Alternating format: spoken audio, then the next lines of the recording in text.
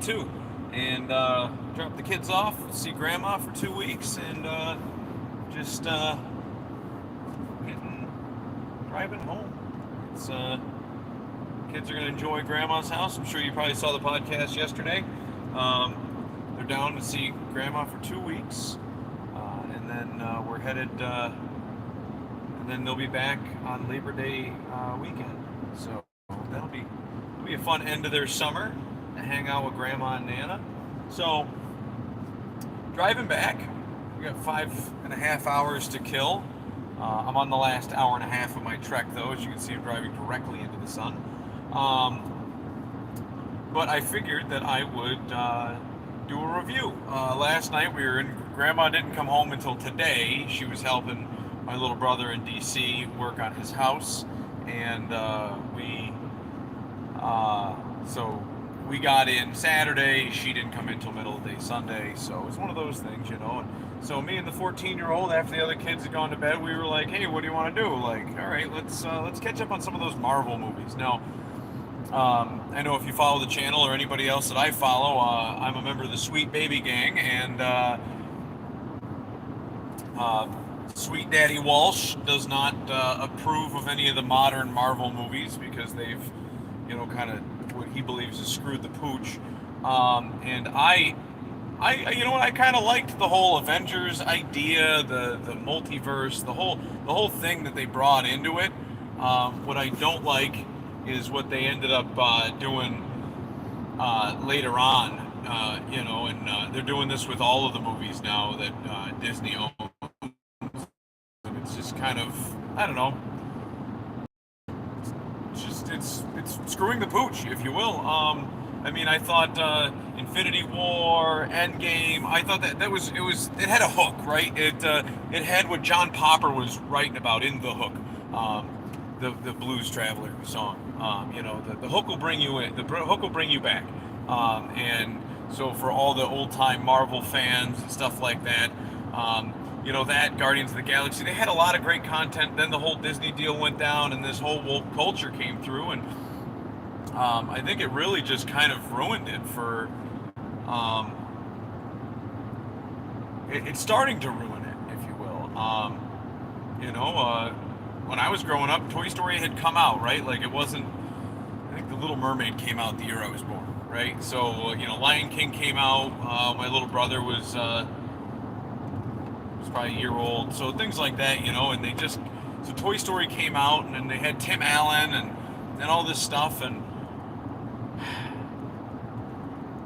I don't know, there's something about all this, like they're trying to push an agenda. I don't like it. Where like I listened to a Jordan Peterson podcast last week where they had the where he broke down the Lion King and kind of related it to the human mind and archetypical, I think that's the word, archetypical stories, and it kind of made some sense, right? Like I could get behind what Jordan was talking about, and there wasn't really like an agenda that they were pushing. They were literally taking old stories and turning them into modern stories, so that people, but because the stories were so like ingrained in us as humans that. Like a story from 1,000 years ago, you can get it. You get behind it. Like the message of a song, you can get behind because something that is innate in we can all kind of get behind it. The reason why you like stand-up comedy and stand-up comics can kind of say things that you can't say at work is because they're saying things that everybody in polite society wants to say, but polite society restricts us from saying it, right? And that's kind of the same concept. But nowadays, they're trying to push all these agendas and modify, like the algorithm in our heads, and it's not really working. And that's why Lightyear failed so bad. We watched Lightyear 2 Saturdays ago. I watched it with the kids. It was last Saturday. Either way, a Saturday in the past recently, I watched it with the 6 and 7-year-old because I was being told that you probably shouldn't just let kids watch it on their own, and because they're going to have questions, right? So I know this is a review of the, Doctor Strange, but we're we're gonna put a little preamble in it, right? So I watched it with the kids, and it was an okay movie, right? It hooked me because it had those cool sci-fi concepts, like, he's going faster in time. It's got that whole clock stoppers attitude to it, where you know I can kind of understand it, right? And it's he's slowing down time, so every 4 minutes of his time, 4 years goes by for his friends, and he's watching his friend. She gets married to a girl, which is fine. Listen, I'm in a house with two moms. Like, I grew up, I have two moms, right? And that's where Grandma's house is, in Connecticut, and it's her and Nana that live down there, right? So, like, I'm not a stranger to this, but then they start introducing concepts like, well, she's, 4 years goes by, they're engaged. 4 years goes by after that. Buzz, opens the door. Hey, how you doing? I'm back.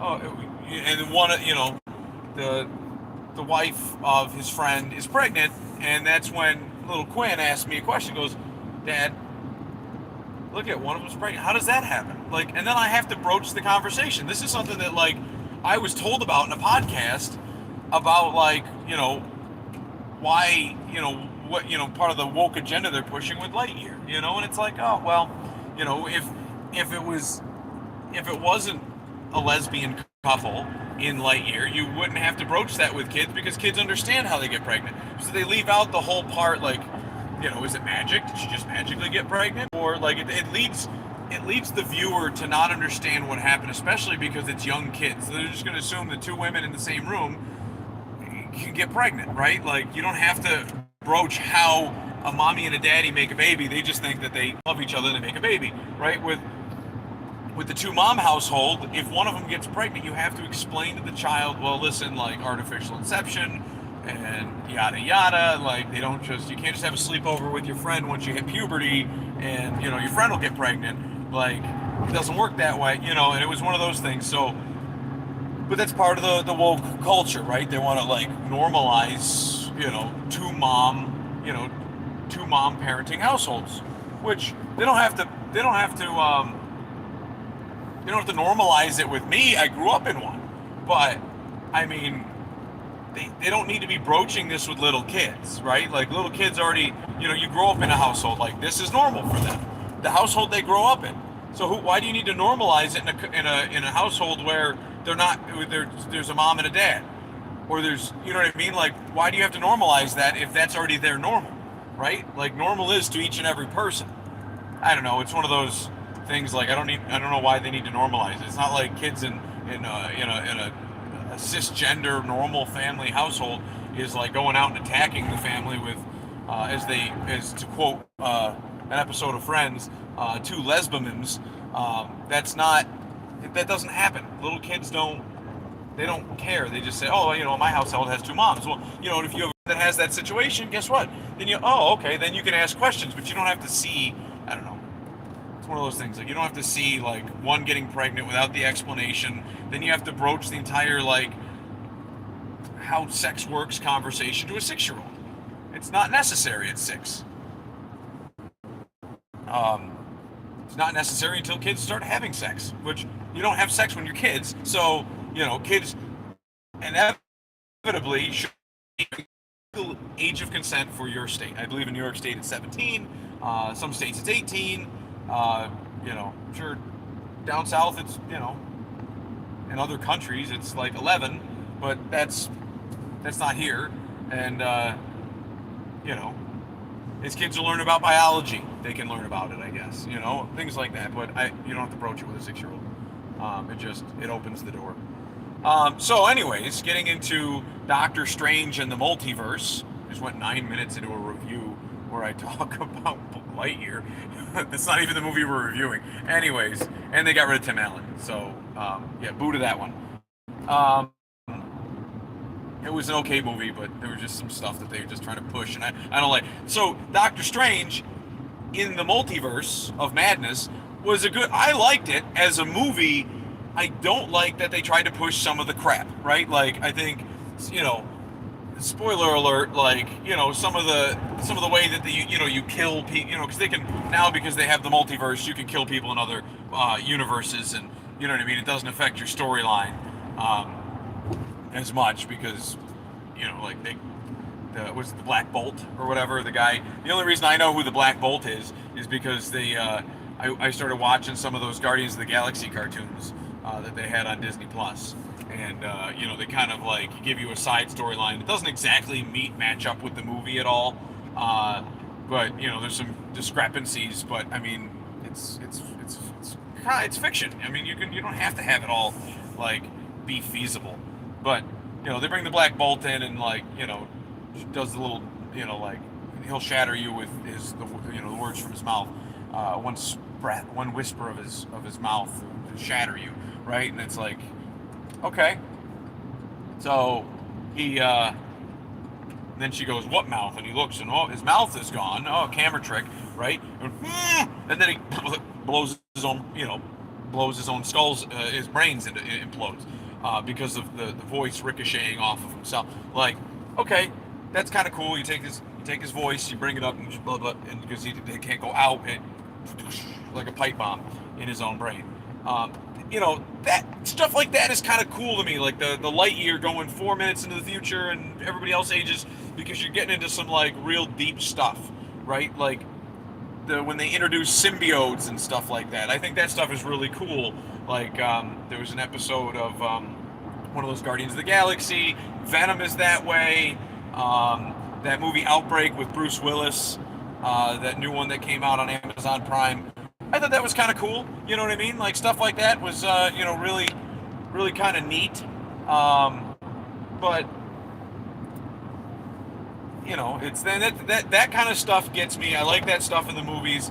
How they but then you can kill off the Black Bolt in that universe, and that's where it kind of gets. I don't know. That's where you can tell that stuff right there, though, is how they're going to end up killing the brand. Is because they can just keep like changing the storyline. It's like back in the day when in DC Comics when Superman just kept giving him more and more powers, and it's like, well, then where's the struggle? Where's the struggle in all this, right?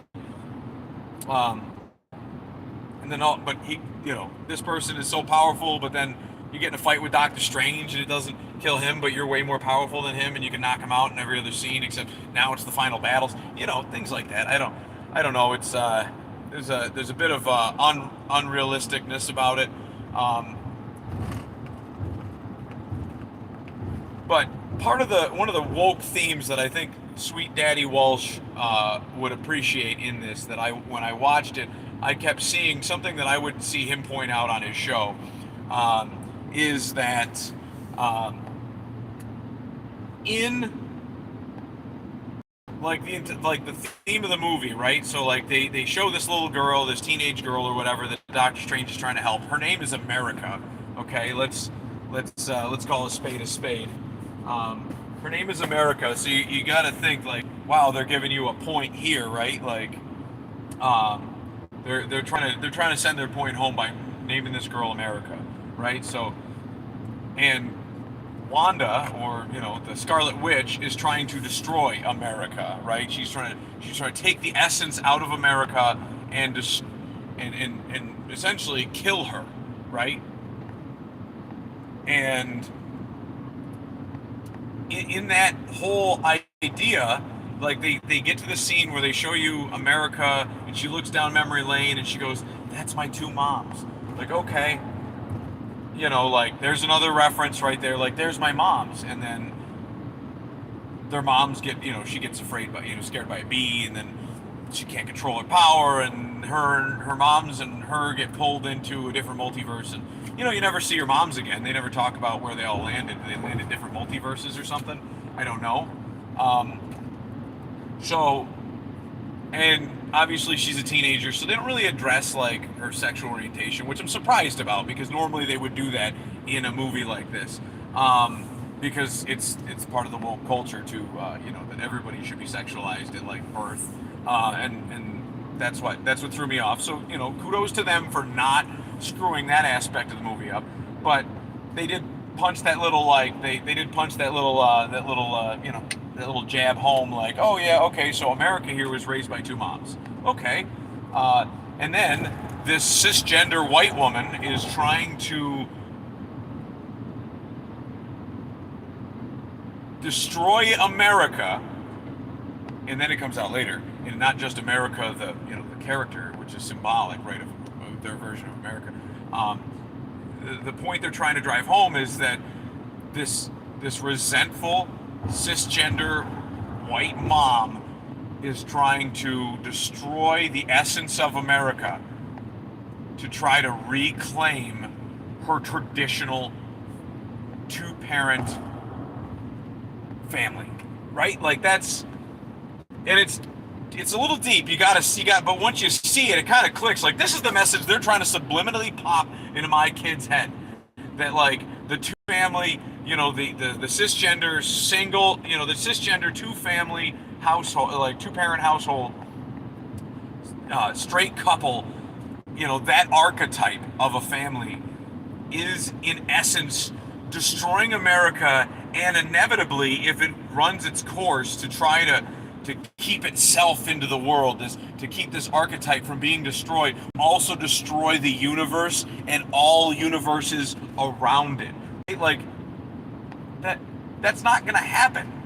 Like we're not destroying the cisgender two parent straight household is not destroying the universe or America or taking its essence away by existing or wanting to recapture some of those values. This movie is trying to pop that in, that like it's so evil, that archetype, that it's doing that, and it's subliminal, and it's something that I picked up on, that Sweet Daddy Walsh, I recommend you watching the movie. I recommend you watching the movie just to see what I saw in there, so we can have a debate about. I guess there's no debate really. I mean, it's how crappy Marvel has become, where they're taking these like there's not even statistical data to back it up. Like, I don't know, it's frustrating, right? Like statistical value, like the statistics of like children raised in a household with a father. Like there's statistical values that back up the fact that like those children never like are less likely to end up better off. Jordan Peterson had a quote, and I was going to dive into that later when I actually did a little more research on it, but he talks about a guy who wrote a book and did all this research, and it shows that actually those children also have that actually shortens their lifespan by not having a father figure in their life, because it reprograms, like their body reprograms some of like the different like mechanisms in the brain during early adolescence and childhood development. So like that right there, like there's more statistical value to back up the cisgender two parent straight household having value. But then you got movies like this that are like subliminally injecting it into our children's heads that like they're trying to destroy the universe. They're going to end up destroying America, right? Like that's no, it's movies like this that are destroying America, because they're destroying themselves. Well, and they're not gonna. The movies like this are hopefully not going to destroy America. What they're going to end up doing is they're going to end up destroying themselves, because false ideology like this is more likely to eat itself than it is to actually cause harm to the establishment that it's trying to attack. But that said, I mean, that was, other than that, I mean, like, the movie was kind of interesting. I mean, it was Doctor Strange, I think, Cumberbatch. Why am I drawing a blank on his name now? Oh, so, I don't know where it cut me out at, but, Benedict Cumberbatch, I think he does a good job playing Doctor Strange. I liked him in Sherlock Holmes. It's one of those. I think he does a good job playing the role that he's given, and like his character, the character himself is well developed. Like he grows in every movie, but he starts out as like this logical, like hard ass guy, and then he starts to, and like he's the hero, right? So he's the one that has to save the day. And at the end of the movie, he learns from a lesson at the beginning of the movie where, like sometimes you have to have faith in other people. And in today's society, it's hard to have faith in other people. I don't know. I grew up that way. My mom was very like, I'm not gonna let anybody else do this because they're gonna screw it up, and I that you hire to work under you, and they screw it up. They screw it up, or they don't see your vision to it, and or they don't see the way the customer described it to you. Even though you both could have been standing there, or three of you could have been standing there, and you go give the same task to the other two guys, and they just screwed up and goes out with the customer looking for. Sometimes you have to hold them, and sometimes you have to fold them. Sometimes you have to know when to walk away, right? Sometimes you have to know when to run. So, like it's very Kenny Rogers-esque, that whole, you know, that's a story. That's something we can all relate to, right? But to try to point out this deeper message that cisgender, two-parent, straight white households are going to, I don't even know if they're trying to point at the race dynamic. I literally think it's just a two-parent household, cisgender and straight. I think that's kind of what they're pointing at, is destroying America, and I think that they're dead wrong. I'm not saying that a household with two moms is going to forever damage a child or destroy America, but I denounce their thought process that the traditional family is what is ripping America apart. I think it's the existence of their ideas and their need to push it, that their idea is right and the only idea is the idea that's destroying America. And that's why we need to stand aside. So, but I do recommend the Sweet Baby Gang watch that to see if maybe I'm Looney Tunes. Maybe I saw that wrong. Maybe I was just really tired from a 6.5 hour car ride, because it's 5.5 hours for me to drive. You got kids with you, like there ain't no like pee jugs, and where we stop and we absolutely have to have gas from driving in and fumes, and it's peeing every 5 minutes. Everybody has to go at a different time. You try to like just make yourself go. No, they don't do it. They wait till 20 minutes on the road later, and then they have to go, and then the cycle starts over. You get like 1 hour of driving before it happens again. 2 hours of driving, but yeah. So maybe it's just the 6.5 hour drive, and being tired, and then just sitting down at the end of the night after getting the kids situated. That maybe I'm just seeing things, but no, I highly recommend you guys watch the movie and see if you see the same thing I did. I thought the movie as in general was good, but I think that some of these woke themes they pepper in, I don't know, it's like adding too much seasoning to your chili. Or you had the wrong seasoning to your chili to go with Sweet Daddy's references.